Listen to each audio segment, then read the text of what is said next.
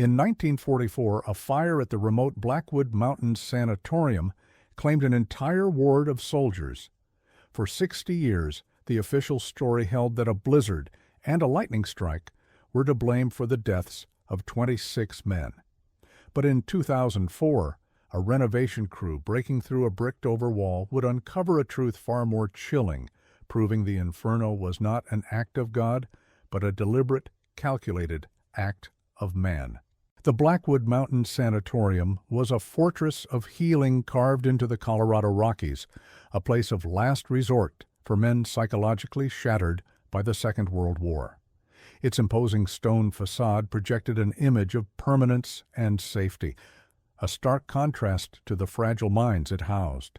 Surrounded by miles of unforgiving wilderness, it was a world unto itself, where the echoes of battle were replaced by the profound silence of the mountains, a silence that could be both therapeutic and deeply isolating. Separate from the main building stood Ward 7, a timber frame structure designated for the most severe cases of combat fatigue, or shell shock, as it was then known. These were the men deemed unrecoverable, their minds lost to the horrors they had witnessed on foreign shores. The ward was intentionally isolated both for the tranquility of its patients and the peace of mind of the main hospital staff. It was a place where hope was rationed and progress was measured in inches, not miles. On the night of November 12, 1944, a blizzard of historic proportions descended upon the Rockies. Snow fell in thick, blinding sheets, driven by hurricane-force winds that howled through the canyons like vengeful spirits. The storm severed telephone lines and rendered the single mountain road impassable, effectively cutting Blackwood off from the rest of the world.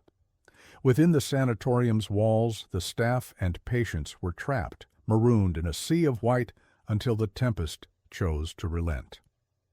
At the heart of this isolated institution was Dr. Alistair Finch, the head physician, and a figure of immense respect. He was known for his pioneering work and his unwavering dedication to the soldiers under his care. Publicly, he was portrayed as a compassionate genius, a man who chose the difficult path of mending broken minds over a more lucrative career in a city hospital. His commitment to the men in Ward 7 was considered his most noble and challenging duty. Dr. Finch often worked late into the night, poring over patient files and treatment notes.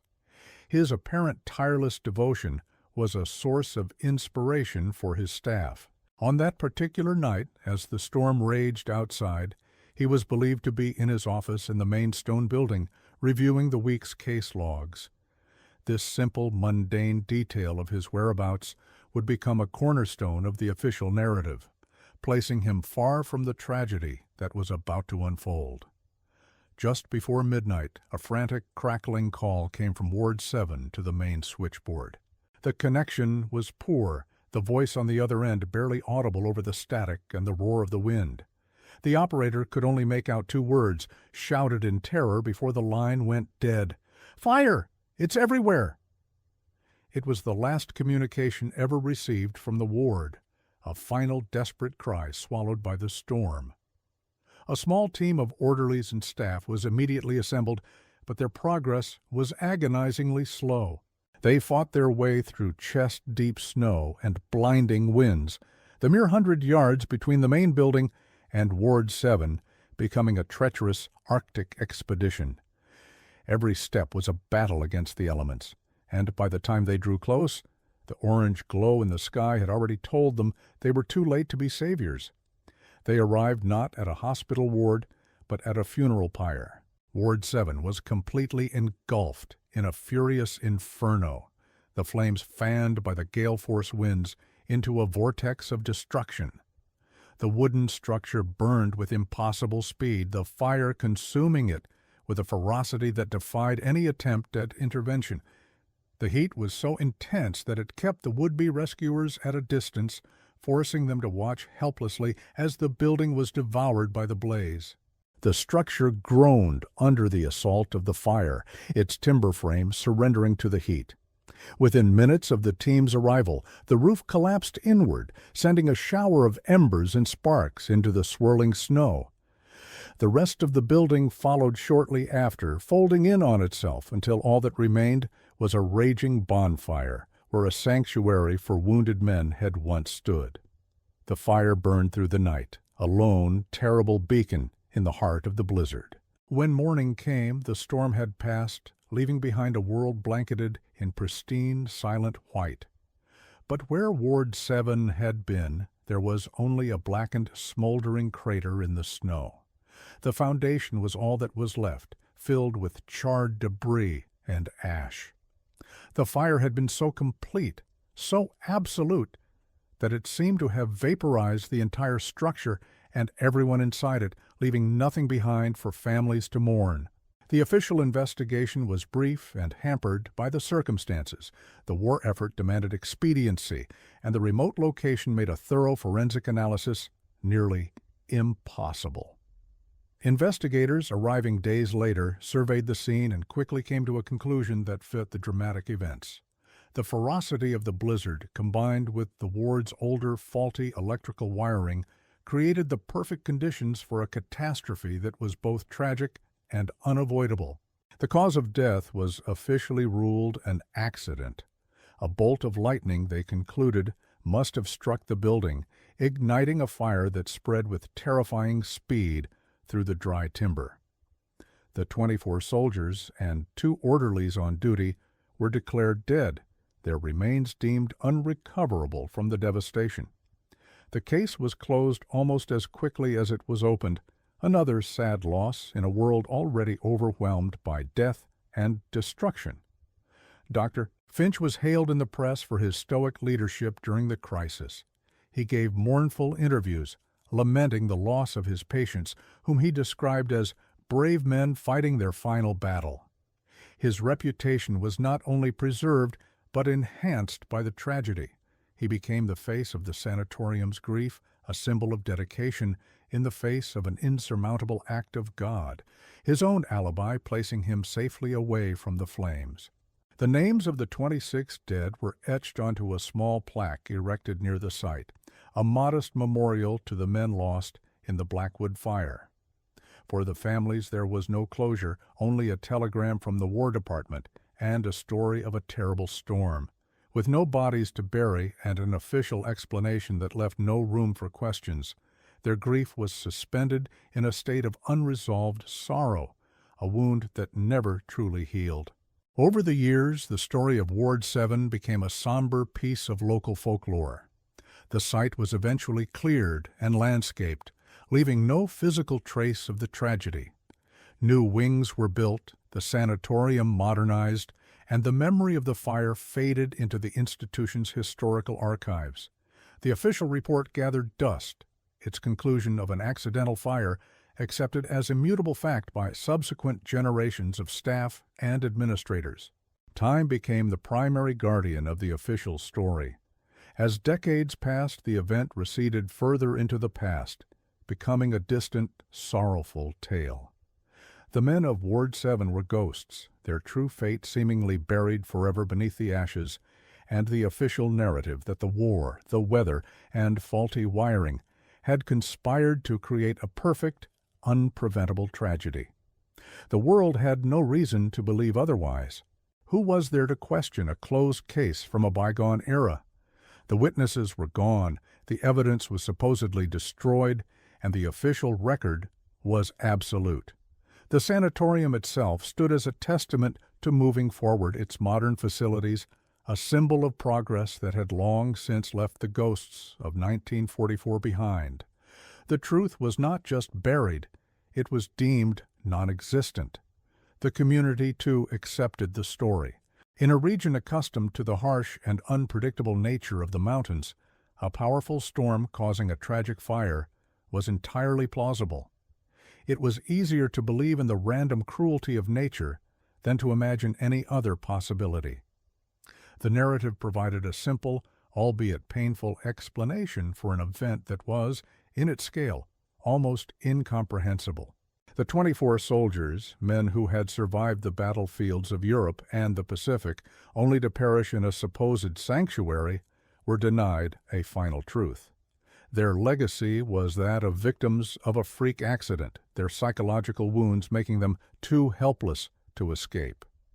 This narrative, while tragic, stripped them of their final story, replacing a complex horror with a simple misfortune. 2 orderlies were lost alongside them, their sacrifice noted, but largely overshadowed by the loss of the soldiers. They were footnotes in a story about military tragedy, their own lives and stories consumed by the same fire that took the patients they were assigned to protect. Their families were left with the same hollow explanation, a story of being in the wrong place during the worst possible storm. Dr. Alistair Finch's career flourished after the incident.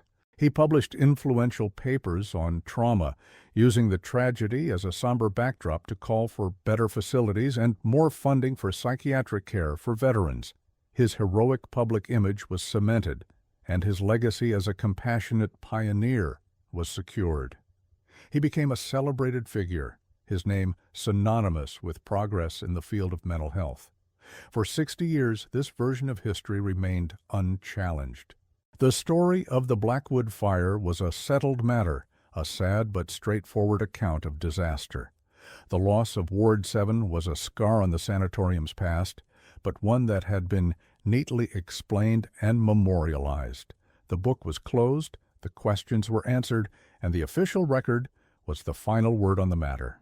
But history is a living document, and records are only as permanent as the secrets they keep. The official narrative was a carefully constructed edifice, built on a foundation of accepted facts that seemed unshakable. What no one knew was that the truth had a witness, and that witness had created a record of their own. For 6 decades, the blizzard provided the perfect cover, and the fire offered a flawless conclusion. The official report was a shield, deflecting any doubt or suspicion that might have arisen. But deep within the sanatorium's stone walls, a different story was preserved, waiting patiently in the dark for the one person who would finally ask the right questions and expose the lie. The year is 2004. 60 years of silence have passed over Blackwood Mountain. The sanatorium, now a modernized VA hospital, is a place of polished floors and fluorescent lighting, its Gothic past carefully scrubbed away by decades of progress and renovation. The ghosts of 1944 are little more than a paragraph in the hospital's official history, a somber but distant memory. Progress is the new doctrine, and a major expansion project is underway to build a new outpatient wing. The sounds of construction, the roar of machinery, and the percussive clang of steel echo where the silence of the mountains once reigned supreme. It is the sound of the future relentlessly paving over the past. Dr. Eris Thorne is a man who lives in that past. As the hospital's historical archivist for the Department of Veterans Affairs, his domain is the sub-basement, a quiet world of acid-free boxes and climate-controlled vaults. He is meticulous, unassuming, and far more comfortable with the crisp certainty of documented history than the messy ambiguities of human interaction. His current task is a mundane one, to catalog and preserve any administrative records displaced by the renovation. It is a job of quiet stewardship, of ensuring that the official story, in all its detailed finality, is properly maintained for posterity. The routine is shattered by a sudden, jarring halt in the demolition work directly above his archives. A foreman, his face smudged with dust and confusion, descends the stairs to find him. His crew has found something that isn't on any of the blueprints, old or new. In the foundation of the original stone building, behind a load-bearing wall they were preparing to reinforce, they discovered a section of newer brickwork, crudely laid and plastered over to blend in with the surrounding century-old stone. It is an architectural anomaly, a secret patch hiding a space that officially does not exist. Eris, clipboard in hand, follows the foreman to the site. His initial feeling is one of professional irritation. An unrecorded modification complicates his archival work. But as he inspects the wall, a different feeling begins to surface. The brickwork is 60, maybe 70 years old, yet it was clearly designed to deceive, to make a section of the sub-basement disappear. The demolition team, under his watchful eye, uses heavy pry bars to carefully dismantle the false wall. As the bricks come loose, a wave of cold, stagnant air spills out, carrying the scent of dust and time itself. Behind the wall is not a crawl space or a utility passage, but a small, windowless chamber no larger than a closet. The space is bone-dry, untouched by the passage of 6 decades. It is completely empty, save for a single object resting in the center of the concrete floor. A heavy, lead-lined military-issue footlocker. It is dark olive green, its corners reinforced with steel, built to withstand the worst conditions imaginable. Stenciled in faded white paint on its lid is a name, Dr. Samuel Bellwether, a junior physician whose name Aris has never seen on any official staff roster from the 1940s. A palpable tension fills the small space as a worker uses a crowbar to force the footlocker's rusted latches. With a final groaning screech of metal, the lid is pried open. There is no treasure inside, no long-lost personal effects. Instead, the box is filled to the brim with manila folders, their contents perfectly preserved in the airtight, lead-lined container. Aris reaches in and pulls one out. The label on the tab is typed in the unmistakable font of a 1940s Underwood typewriter. It reads, "Patient File Ward 7." A cold dread, sharp and unwelcome, pierces through his academic composure. He knows the official report of the Blackwood fire by heart. It is one of the foundational documents of the hospital's history, a text he has read and referenced countless times. The report is unequivocal in its conclusion. The inferno was so absolute that it had consumed everything. The wooden structure, the medical equipment, the patient records, all were reduced to indistinguishable ash. The complete destruction of all documents was a key finding of the original investigation, explaining why so little was known about the ward's final hours. This footlocker and its contents should not exist. His mind races, struggling to reconcile the object in front of him with 60 years of accepted fact. The files are not just a historical curiosity. They are an impossibility. They are a direct physical refutation of the official narrative. Aris feels a profound sense of vertigo, as if the solid ground of history has suddenly given way beneath his feet. He instructs the foreman to halt all work in the area and to speak of this to no one. He then personally oversees the careful transport of the footlocker to the secure vault in his archival office, the weight of its secrets feeling far heavier than its physical mass. Alone under the harsh, sterile light of his office, Aris begins to unpack the contents. Folder after folder contains the complete medical histories of the 24 soldiers assigned to Ward 7. These are the men who supposedly vanished into smoke and ash, their stories ending with the official declaration that their remains were unrecoverable. But here they are, their lives meticulously documented on brittle yellowed paper, their diagnoses, their treatment regimens, their letters from home. It is a ghost archive, a library of men who were declared utterly lost to history. Beneath the stacks of patient files, his fingers brush against the cool, worn leather of a book. He carefully lifts it out. It is a private journal, its cover embossed with the initials AF. He opens it to the first page, and his breath catches in his throat. The elegant, confident cursive is instantly recognizable. It belongs to Dr. Alistair Finch.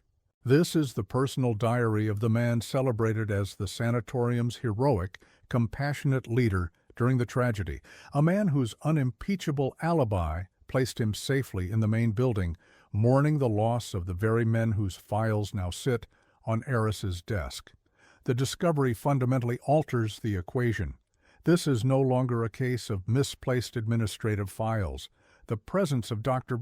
Finch's private journal hidden away with the supposedly destroyed records of Ward 7 suggests a deliberate, calculated act of concealment.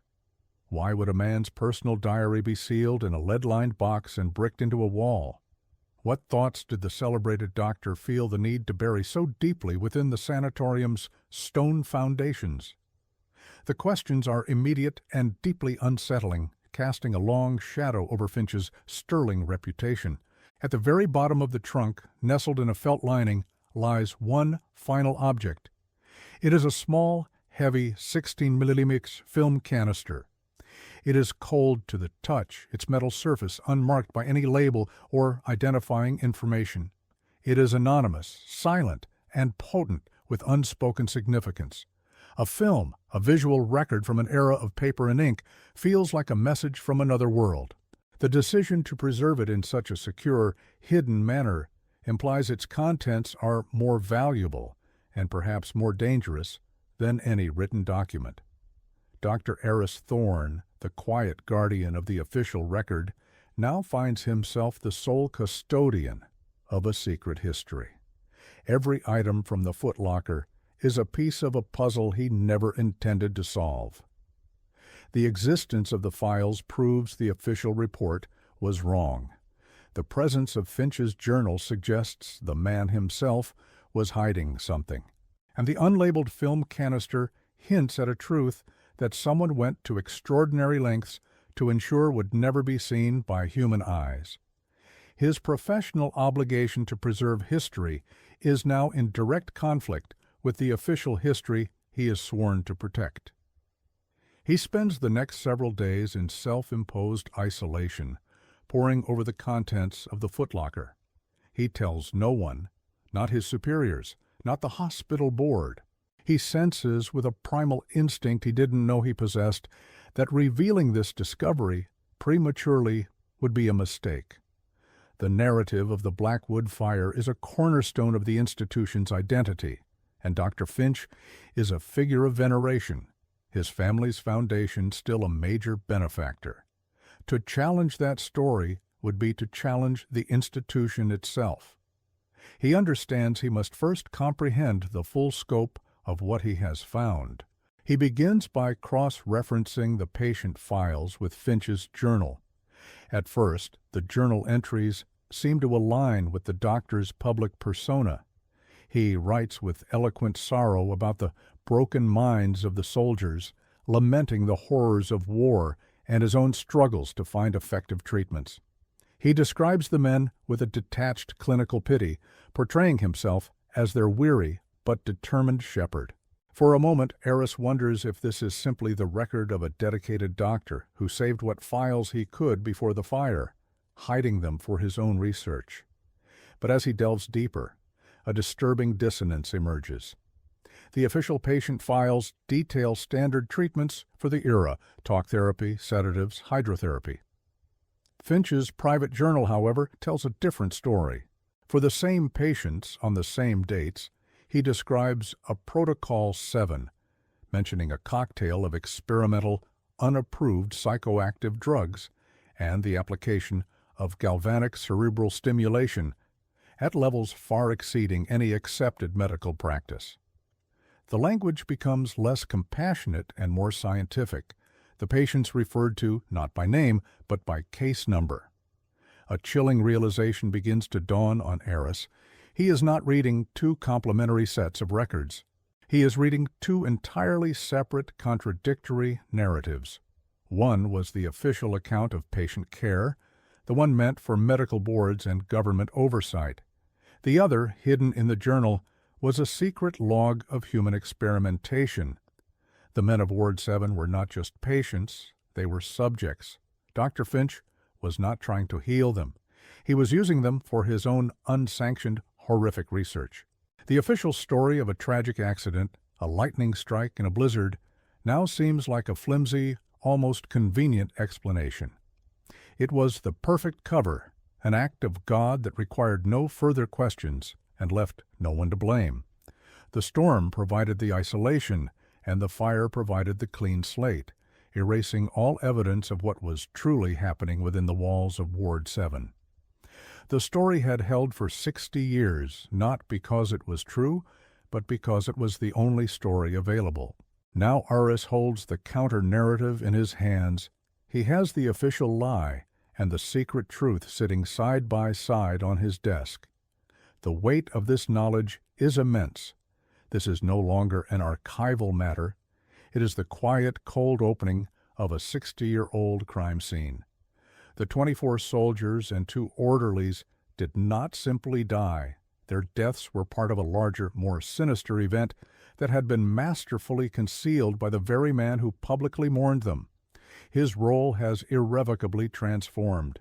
He is no longer a passive keeper of records, but an active seeker of truth. The meticulous, rule-bound archivist must now become an investigator. His duty is no longer to the institution or its celebrated heroes, but to the 26 men whose final terrible story was stolen from them and replaced with a lie. He must unravel a conspiracy of silence that has been protected by time, reputation, and the solid stone of the hospital itself.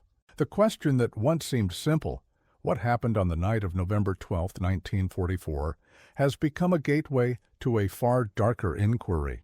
It is no longer about how the fire started, but why. Who benefited from the destruction of Ward 7 and the absolute erasure of its existence? Who had the motive and the means to not only let 26 men die, but to ensure their story died with them? The answer, Aris suspects, lies somewhere within the cryptic entries of Finch's journal and the silent, undeveloped frames of the film. He looks at the small metal canister on his desk. It has become the focal point of the entire mystery. The written words in the files and the journal are damning, but they can be dismissed as forgeries, as the ravings of a madman. A photograph, however, is different. A moving picture is a witness. It is a ghost from the past capable of testifying in the present. Whatever is on that film was considered the most dangerous piece of evidence, the one thing that had to be sealed in lead and buried in stone. The fire of 1944 was meant to be the end of the story. It was designed to be a definitive, unquestionable conclusion, a full stop written in ash and flame. But the discovery of the footlocker has turned that period into a comma. It has reopened a case that the world believed was closed forever. For the first time in 60 years, the men of Ward 7 have a voice, and Aris Thorne is the only one who can hear it. He must now make the world listen. The path forward is treacherous. He is one man, an unassuming archivist, against the fortified legacy of a celebrated hero and the inertia of a powerful institution. To expose Dr. Alistair Finch would be to tear down a pillar of the medical community, to slander a name synonymous with progress and compassion. It would be an act of historical desecration, but to remain silent would be to conspire with the lie, to become the final guardian of a monstrous secret. He makes his choice. His allegiance is to the record, and the record must be true. He carefully places the patient files back into the footlocker, leaving out only Finch's journal and the film canister. These 2 items are the key. One holds the confession, however coded, and the other, he now believes with chilling certainty, holds the proof. He must find a way to unlock them both, to translate the doctor's secret words, and to develop the film's silent images. The narrative of a tragic accident is dead, its ashes scattered by the opening of a single footlocker. In its place, the framework of a monstrous crime is beginning to take shape. The motive was hidden in the journal. The opportunity was provided by the blizzard, and the cover-up was the fire itself. All that was missing was the final, irrefutable evidence that could connect the man to the act. Aris suspected that evidence was coiled tightly in the darkness of the 16mm canister. His investigation would not be official. He had no badge, no authority beyond his small, quiet office. But he had the primary documents, the raw, unfiltered truth that had been buried for more than half a century. He would follow the evidence wherever it led, down the dark corridors of a celebrated doctor's mind and into the heart of a wartime atrocity. The 26 victims of the Blackwood Fire deserve justice, but first, they deserve the truth. The discovery had reawakened the ghosts of Ward 7, not as victims of a natural disaster, but as casualties of a calculated, cold-blooded act. The official history was a carefully constructed fiction, and Eris Thorne now held the manuscript for the real story. His quiet life as a keeper of the past was over. He was now its reluctant detective, tasked with solving a murder that had been perfectly disguised as a tragedy for 60 years. He had unearthed a 60-year-old secret, a time capsule of contradictions that shattered the official story of the Blackwood Fire. But this discovery was only the first piece of a macabre puzzle that nobody, least of all Eris, was prepared to assemble. Eris Thorne's first decision was one of profound professional rebellion. He would not report his findings to the hospital board, not yet. He understood with a chilling clarity that the institution, intertwined as it was with the Finch family's legacy and financial contributions, would have a vested interest in burying this discovery as deeply as the Foot Locker itself had been. His quiet, climate-controlled archive, a sanctuary for documented history, was now a clandestine command center for an unsanctioned investigation. He was no longer a custodian of the official record. He was its challenger, a lone archivist preparing to go to war against a 60-year-old lie, armed with nothing but the truth on brittle, yellowed paper. His methodology was by nature meticulous. He began by creating a digital duplicate of every single document from the Foot Locker, photographing each page of Finch's journal and scanning every patient file. This created a secure backup, a ghost archive of his own, ensuring the evidence could not be confiscated or lost in a bureaucratic shuffle. Working under the pretense of a special archival project, he requisitioned high-resolution scanning equipment, transforming his office into a digital forensics lab. He felt the weight of the 26 souls whose stories depended on his discretion, his every keystroke a small act of defiance against the accepted narrative. The Journal of Doctors Sus. Alistair Finch became his primary focus, the Rosetta Stone for this entire conspiracy. Initially, the elegant prose and philosophical musings on the nature of trauma seemed to confirm the doctor's public image. But between the lines, in the margins and coded notes, a different man emerged. Eris began to catalog the recurring phrases: Protocol 7, cerebral recalibration, erasure of undesirable imprints. These were not the terms of a healer. They were the cold, detached lexicon of an engineer attempting to deconstruct and rebuild the human mind, viewing his patients not as men, but as malfunctioning machines. The code was the first major obstacle. Finch used a complex system of medical shorthand mixed with what appeared to be personal symbols and alphanumeric substitutions. It was designed to be unreadable to any casual observer, a private language for his private thoughts. Recognizing he was out of his depth, Eris discreetly sought outside help. He contacted a retired military cryptanalyst he had once consulted for a Civil War project, framing his request as a need to decipher a doctor's unorthodox note-taking from a historical document. He sent the analyst only the coded sequences, divorced from their context, a necessary precaution to keep the investigation contained. While the cryptanalyst worked, Eris turned his attention to the official patient files. Using his digitized copies, he created a comprehensive timeline for each of the 24 soldiers in Ward 7. He cross-referenced their documented treatments, hydrotherapy, sedatives, talk therapy, with the dates of Finch's cryptic journal entries. The dissonance was stark and horrifying. On a day when a soldier's official chart noted a calm and productive session of art therapy, Finch's private journal, once decoded, would reveal a session of level 4 galvanic stimulation resulting in seizure and temporary memory loss. The official files were a complete fabrication, a curtain of mundane medical care designed to hide a theater of horrors. The cryptanalyst report arrived via encrypted email, and it confirmed Aris's darkest suspicions. The code was not just a simple substitution cipher. It was layered, incorporating principles from eugenics literature and philosophical texts Finch was known to admire. The analyst noted that the language was one of purification, where trauma was treated as a contaminant to be purged from the specimen. The decoded entry for the night of the fire was the most damning. It did not mention a storm or lightning. It stated with chilling finality, Protocol 7 has conclusively failed. The subjects are irretrievable. The contagion of their weakness cannot be allowed to spread. Containment is now the only ethical option. What did containment truly mean in Finch's warped philosophy?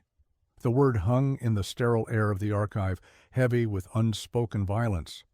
It was not a medical term, it was a military one. It was the language of isolating a threat, of neutralizing an enemy. The 24 soldiers, men who had been sent to Blackwood for healing, had been reclassified by their doctor as a contagion that needed to be eradicated. This single entry transformed the investigation from a case of medical malpractice into a hunt for a mass murderer who had hidden his crime behind a wall of fire and a pillar of public adoration. Aris then began to investigate the man himself, digging into Finch's life beyond the sanitized biography offered by the hospital. He accessed university archives and found Finch's doctoral thesis. It was a disturbing work, thinly veiling eugenicist theories under the guise of improving mental resilience in the national stock. He argued that certain minds, once broken by the trauma of war, were not only unrecoverable, but posed a genetic and psychological risk to society. He advocated for permanent solutions for the most severe cases. The thesis had been controversial, even in the 1930s, but its radical ideas had been dismissed as youthful academic zeal.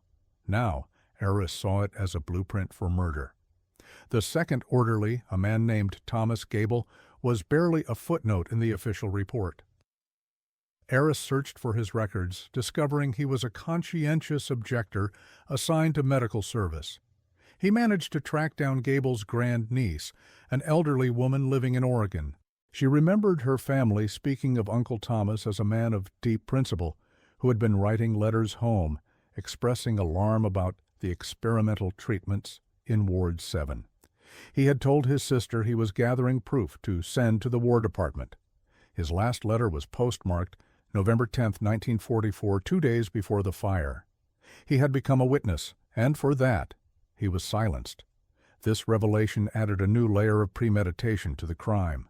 If an orderly was preparing to expose the experiments, Finch would have been backed into a corner.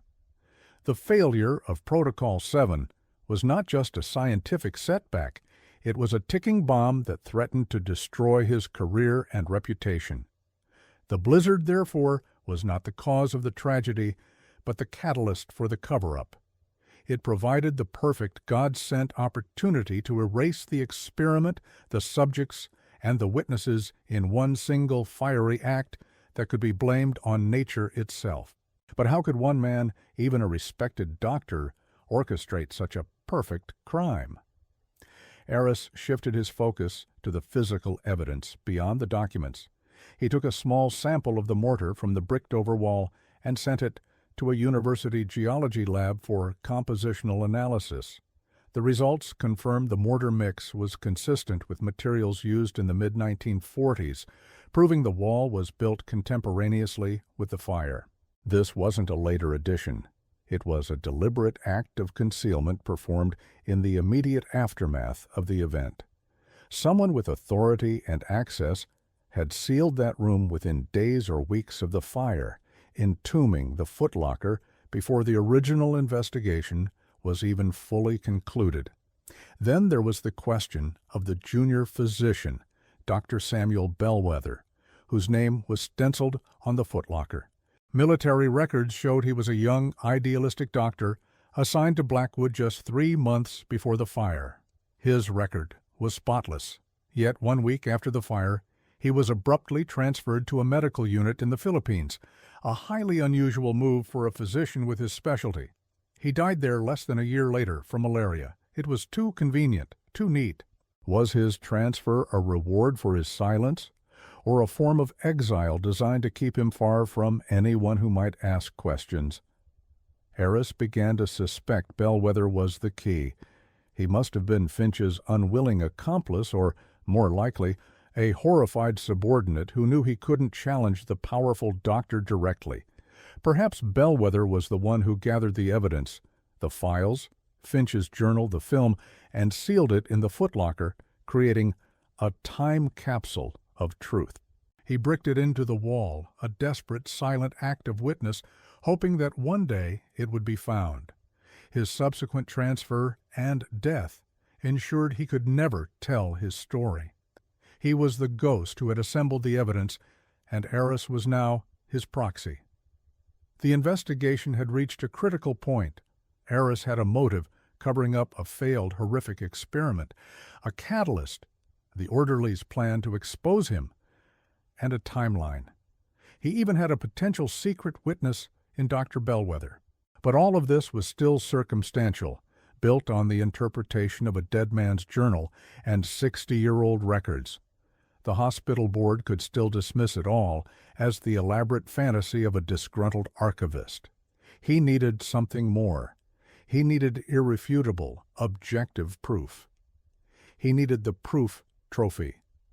His gaze fell upon the last item from the footlocker, the one he had saved for this very moment, the small, cold 60mm film canister.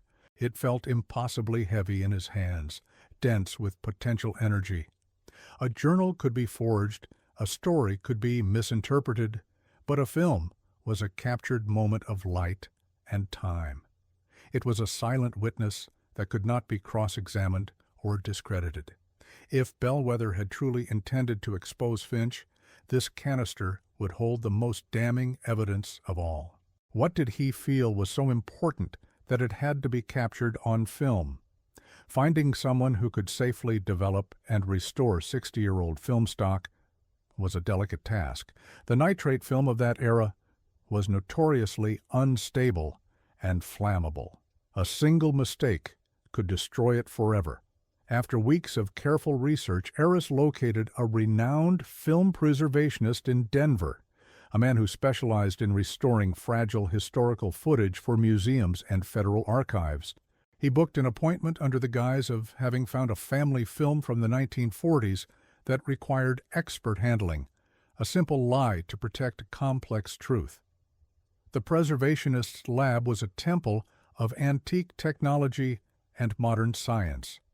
He explained the painstaking process. The film would need to be slowly rehydrated in a special chemical chamber to restore its flexibility before it could even be unspooled. Then it would be cleaned and scanned frame by frame into a high-resolution digital format. The process would take weeks, and there were no guarantees. The images could be lost to chemical decay, faded into nothingness by the passage of 6 decades. Harris agreed, handing over the canister and with it the entire weight of his investigation. The waiting was an agony of suspense. During those weeks, Harris solidified his case, building a meticulous report that laid out every piece of evidence in chronological order. He cross-referenced Finch's public statements with the truths revealed in the journal, highlighting every lie and contradiction. He compiled a biography of Dr. Bellwether and the orderly Thomas Gable, painting a picture of 2 honorable men who had been silenced. He was building the case for a prosecutor, creating a narrative so compelling and well-documented that it could not be ignored. All it needed was the final visual evidence to make it undeniable. The call from the preservationist finally came. "The film is stable," the man's voice said over the phone. "The images are surprisingly clear." Harris felt a surge of adrenaline that was equal parts triumph and dread. The ghost was ready to speak. He drove to Denver that same day. his heart pounding with the anticipation of what he was about to see. He was no longer just an archivist or an investigator. He was about to become the first person in 60 years to witness a crime, to see the face of a celebrated hero as he orchestrated the murder of 26 men. He sat alone in the darkened editing suite, the preservationist giving him privacy. The large monitor before him was black.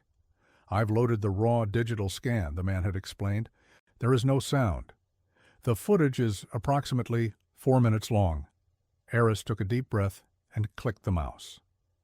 The screen flickered to life, filled with the grainy black and white image of a hospital ward.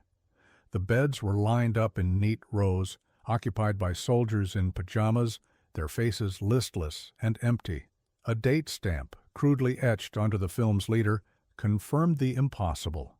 November 12, 1944. The camera was shaky, clearly hidden, likely filmed through a crack in a door or a small window. It panned across the ward, a silent, ghostly tour of the men who were about to die. Then a figure entered the frame, his back to the camera. He was tall, confident in his movements, wearing a doctor's coat. He moved from bed to bed, speaking to the 2 orderlies who accompanied him. The camera zoomed in, struggling to hold focus. The man turned his head slightly, and his profile was cast in the dim light. It was unmistakably Dr. Alistair Finch. The first part of Eris's theory was now confirmed. Finch was not in his office in the main building as his alibi claimed. He was inside Ward 7 on the night of the fire in the final hours before it burned to the ground. Why was he there, and what was he doing? The silent, flickering images held the answer, and Eris knew, with a certainty that chilled him to the bone, that the next few minutes of film would not only solve the mystery of the Blackwood fire, but would also unmask a monster. The journal had provided the confession, written in a language of cold, scientific detachment. The historical records had revealed the lies that protected the crime for decades. But this film was different. This was the act itself, captured and preserved by a man who gave his life to ensure it would one day be seen. Eris leaned closer to the screen, his role shifting once more. He was no longer just the investigator. He was now the sole juror and witness to a 60-year-old execution. He had meticulously reconstructed the timeline, deciphered the killer's motives, and unearthed the physical proof that had been buried for generations. The cracks in Dr. Finch's heroic facade had shattered, revealing the monstrous truth beneath. The question was no longer what had happened to the men of Ward 7. The question was what the world would do now that the truth, in all its grainy, silent horror, was finally ready to be seen. He had the weapon that could destroy a legacy. Now he had to fire it. The narrative of a tragic accident was a carefully constructed lie, and Eris Thorne had just found the primary source that would burn it to the ground. But he could not have anticipated the sheer calculated evil the next few frames of film would reveal. The grainy, black-and-white world on the monitor held Eris Thorne captive. Dr. Alistair Finch's presence inside Ward 7 was now an established, undeniable fact, a single frame of film that had already demolished the cornerstone of a 60-year-old alibi. The shaky, clandestine nature of the footage gave it a terrifying intimacy, as if Eris were peering through time itself, a hidden witness to a crime that history had forgotten. He leaned closer, his breath fogging slightly on the cool glass of the screen. The silent film was about to confess what the journal had only suggested, and the weight of that impending revelation felt immense, threatening to collapse the very air in the small, dark room. The ghost of Dr. Samuel Bellwether was finally projecting his testimony, and Eris was its sole audience. The camera steadied, zooming in on Finch as he approached the first bed. He was not there to comfort or to heal. In his hand, he held a glass syringe filled with a dark liquid that seemed to absorb the dim light of the ward. With a clinical, unhurried motion that betrayed a complete absence of empathy, he took the arm of a listless soldier and administered the injection. The patient did not flinch, his eyes already vacant, a testament to the heavy sedation that had rendered him helpless. Eris watched, his blood running cold, as he realized he was not witnessing a medical procedure. He was witnessing the first of 24 executions administered by the very man entrusted with their care. Finch moved down the line of beds with the chilling efficiency of an assembly line worker, repeating the grim task over and over. Each injection was a small, precise act of violence, a quiet murder disguised as medicine. The soldiers remained passive, their minds already lost to the chemical fog of Finch's failed experiments, their bodies now being prepared for the fire that would erase them. The footage was a silent parade of methodical slaughter, each press of the plunger a final damning punctuation mark on Finch's monstrous betrayal of his oath. He was not just covering his tracks, he was methodically eliminating his failed test subjects with the same detached precision he had used when experimenting on them. The two orderlies, their faces pale and drawn with terror, stood by the entrance, trapped between their monstrous superior and the helpless men they were supposed to protect. The film captured their fear, their stiff posture, and wide eyes a silent scream in the grainy footage. Finch turned to them, his expression unreadable from a distance, and gave a sharp, commanding gesture. One of the men, whom Eris now knew to be Thomas Gable, the conscientious objector who had planned to expose the experiments, took an involuntary step back, shaking his head. The other orderly simply stared at the floor, his shoulders slumped in resignation, a man already broken by the horror he was being forced to witness. Finch's gaze fixed on a stack of large, cylindrical metal cans in the corner, their labels unreadable, but their purpose now terrifyingly clear. He pointed at them, his command unspoken but absolute. When Thomas Gable hesitated, Finch strode toward him, his movements sharp and predatory. The camera could not capture the words, but the body language was that of a threat, a final, brutal ultimatum. After a tense, silent standoff that seemed to stretch for an eternity, Gable's resolve crumbled. With a visible tremor in his hands, he turned and picked up one of the cans, his compliance sealing not only his own fate, but the fate of everyone in the ward. The next sequence was a vision from hell.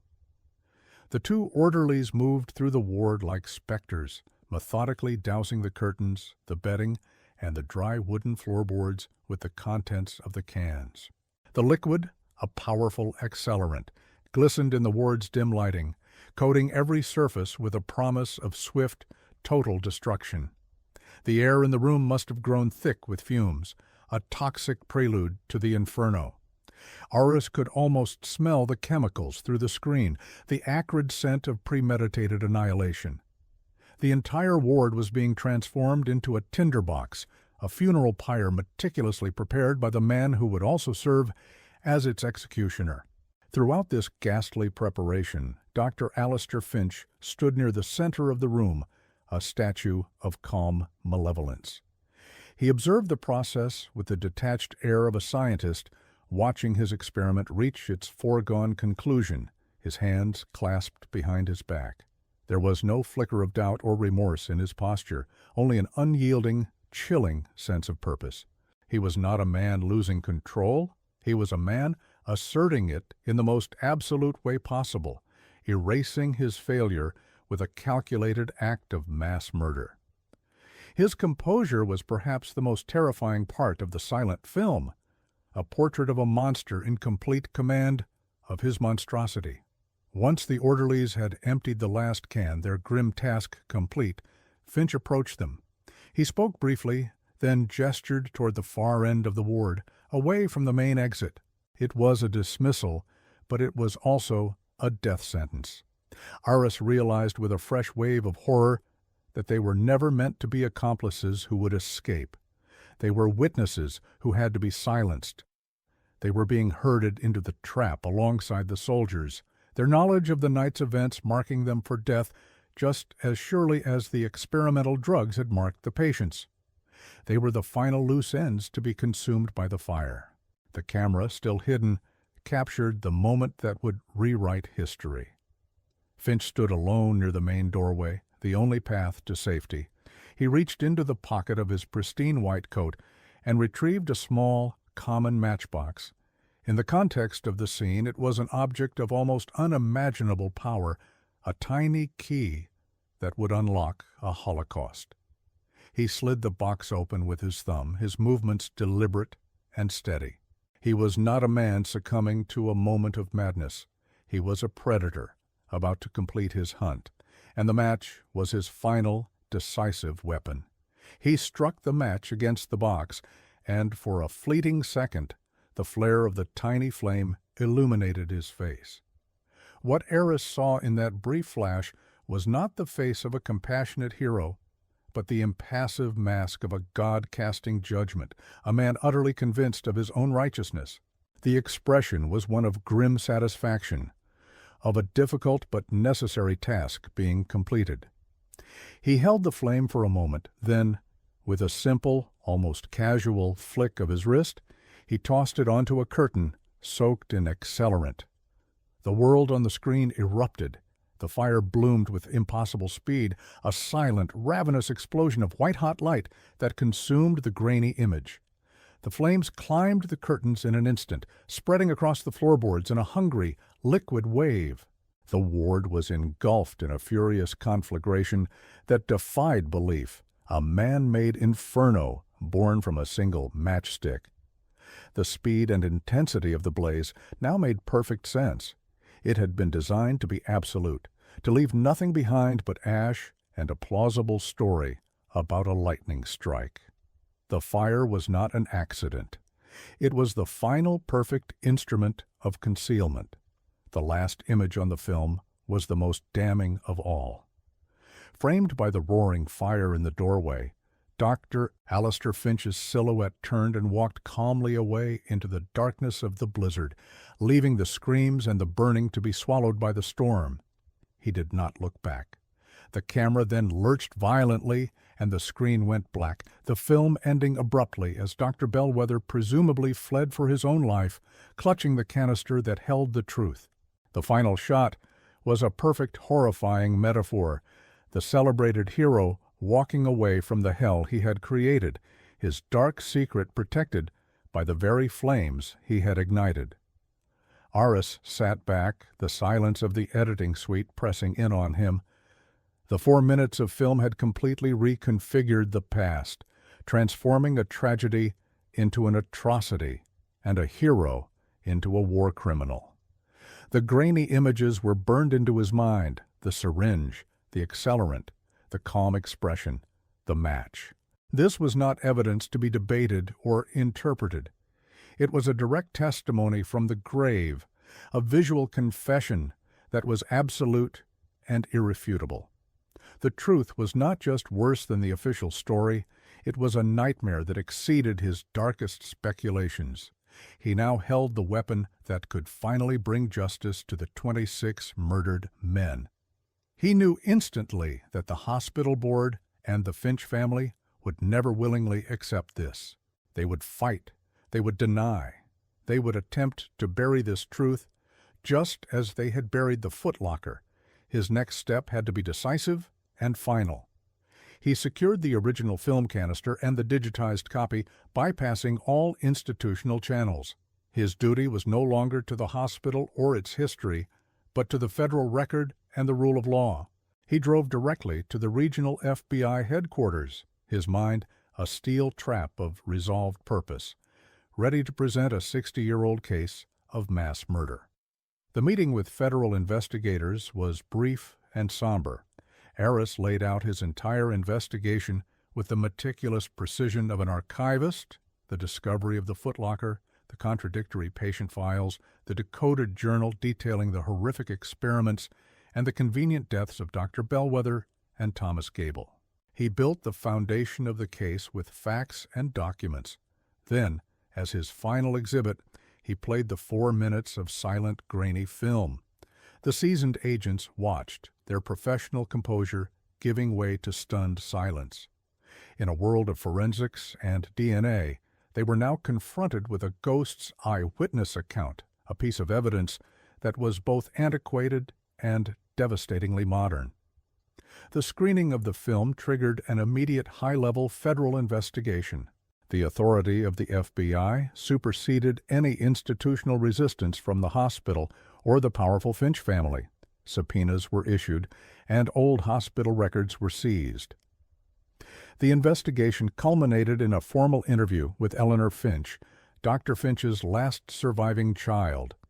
Now in her late 80s, she was the fierce matriarch of the family and the unwavering guardian of her father's legacy, heading the charitable foundation that bore his name and contributed millions to the hospital. She was the final gatekeeper of the lie. In a sterile government conference room, Eleanor Finch was the picture of indignant outrage. She dismissed Eris Thorne as a slandering revisionist and the journal as a pathetic forgery. She spoke eloquently of her father's profound compassion, his dedication to the lost boys of the war, and the countless letters her family had received over the years praising his gentle genius. Her defense was passionate, polished, and built on a lifetime of believing in the myth of Dr. Alistair Finch. She presented her father not as a man, but as a saint, his reputation as unimpeachable as Scripture. The lead investigator did not argue or present counter-arguments. He simply turned to a large monitor on the wall and, without a word, pressed play. Eleanor watched, her expression of defiance slowly melting away as the grainy images of Ward 7 flickered to life.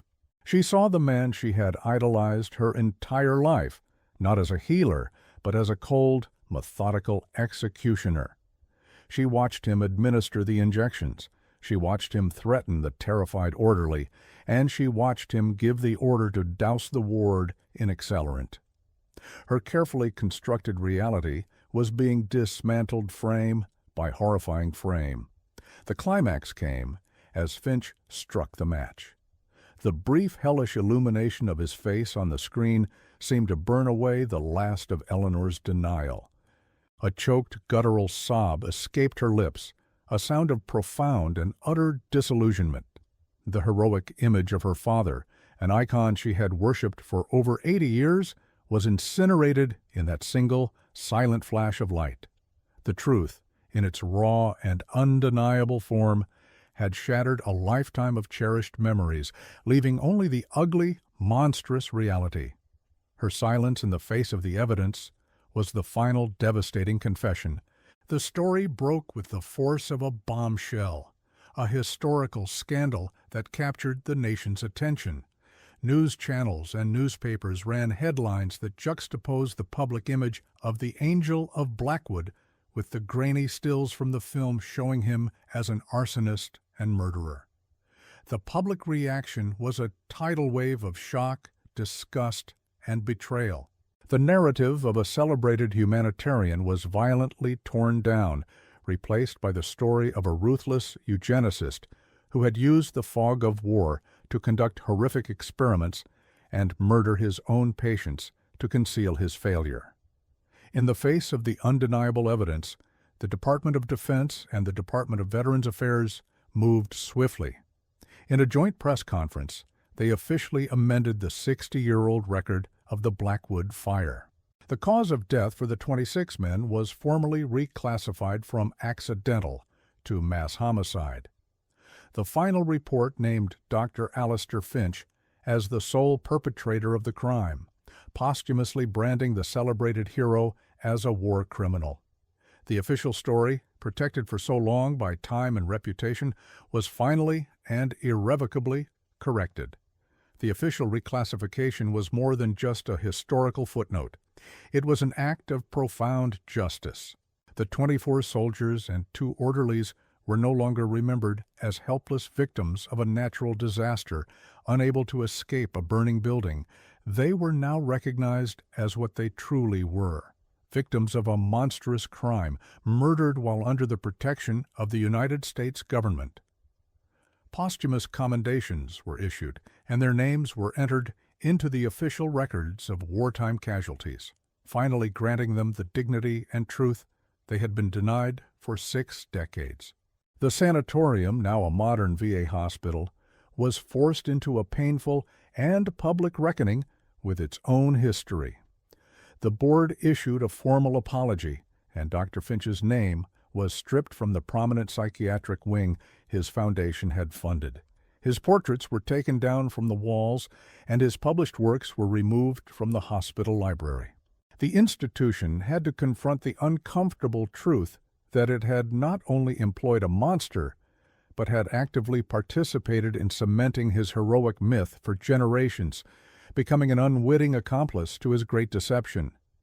Genealogists and investigators from the VA worked tirelessly to track down the descendants and distant relatives of the 26 victims. For many families, the story of their lost loved one had been a vague and distant tragedy, a tale of a terrible blizzard and a fire. Now they were presented with a horrific but definitive truth. The closure, though brutal, was also a relief.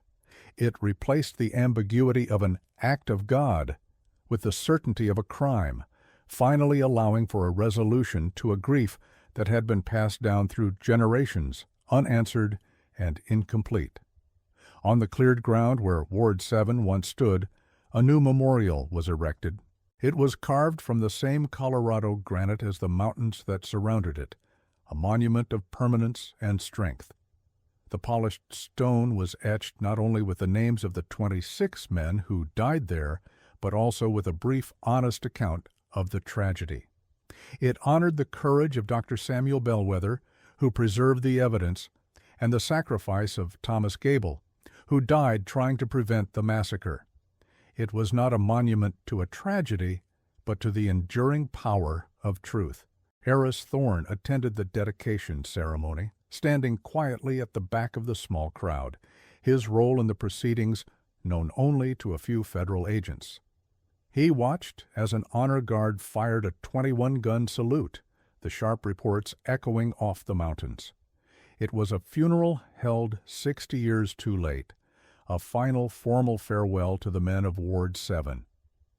As the last note of taps faded into the crisp mountain air, Eris felt a profound sense of completion. His duty as an archivist was not just to preserve records, but to ensure those records were true. He had fulfilled that duty. For Eris, the journey that began with a dusty footlocker had reached its cathartic conclusion. The historical record, the entity to which he had dedicated his quiet, meticulous life, was now whole and accurate. He had not just solved a mystery, he had corrected a fundamental error in the official narrative of the past. He had restored the stolen stories of 26 men, giving them a voice that had been silenced by fire and buried by decades of celebrated lies. His work was done, the ghosts of Ward 7 finally at peace, their true story etched in stone for all time. The repercussions of the Blackwood case extended far beyond the Colorado Rockies. It prompted a quiet but sweeping review of archived incidents at other wartime medical and scientific facilities, a sobering acknowledgment that Finch's evil might not have been an isolated case. The story became a powerful and disturbing case study in medical ethics, a chilling lesson on the seductive dangers of unchecked authority, the cult of personality, and the ease with which a society can be convinced to worship a monster provided he wears the mask of a hero. The once venerated Finch Foundation was formally and publicly dissolved. In a final act of penance, Eleanor Finch signed over its entire endowment to a newly established trust fund for the victims of medical malpractice and unethical experimentation. The family name, once synonymous with philanthropy and healing, was now an indelible mark of shame. The legacy Dr. Alistair Finch had so carefully constructed, and for which he had murdered 26 men, was ultimately reduced to a single, damning footnote in the annals of scientific evil, a cautionary tale for the ages. Eris Thorne returned to the quiet solitude of his sub-basement archive, the world outside forever altered by the history he had unearthed. His domain of paper and ink once again felt like a sanctuary, but he now understood its true power. He had proven that a single forgotten file or a lost reel of film could be more powerful than a hero's legacy or a 60-year-old lie. The official record was restored, the case was closed, and justice, however delayed, had finally been served. But the emotional weight of the truth and the lives it had irrevocably changed was a record that could not be so easily filed away. The story of what happened to the men was now known, but the story of how the world would live with that knowledge was just beginning.